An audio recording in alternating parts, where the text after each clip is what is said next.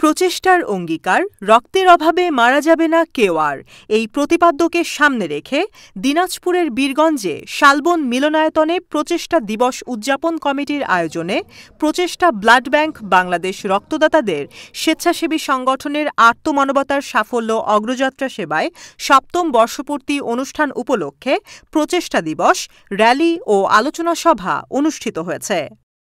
১২ September বৃহস্পতিবার সকাল ১০টায় বীরগঞ্জের এমবিবিএস ডাক্তার শাহ আলমের সভাপতিত্বে আলোচনা সভায় প্রধান অতিথি হিসেবে বক্তব্য রাখেন বীরগঞ্জ উপজেলা নির্বাহী অফিসার ফজলে এলাহী।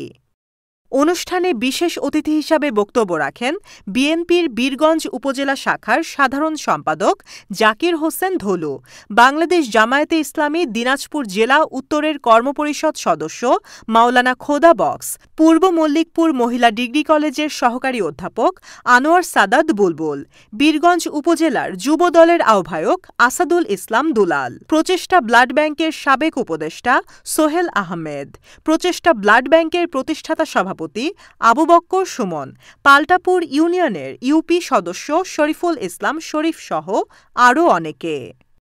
অনুষ্ঠানের শুরুতে স্বাগত বক্তব্য রাখেন প্রচেষ্টা ব্লাড ব্যাংকের পরিচালক হোসেন আলী, প্রচেষ্টা ব্লাড ব্যাংকের সাধারণ সম্পাদক হুমায়ুন আহমেদ ইফতি, প্রচেষ্টা ব্লাড ব্যাংকের কেন্দ্রীয় যুগ্ম সাধারণ সম্পাদক সাকিব রহমান, ঠাকুরগাঁও জেলা শাখার সাধারণ সম্পাদক রাকিবুল হাসান লাদেন। আলোচনা শেষে রক্তযোদ্ধাদের সম্মাননা স্মারক প্রদান করা হয়।